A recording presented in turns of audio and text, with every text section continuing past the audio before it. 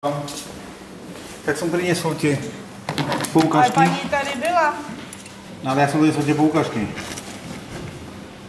Ona svoje vybrala. Ja som teraz za tie cévy. Ešte nemám, jo. Tu mám plnú moc Marcela Makarova.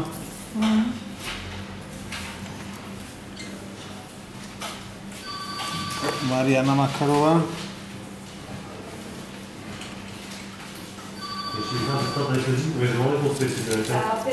Marcela Mariana.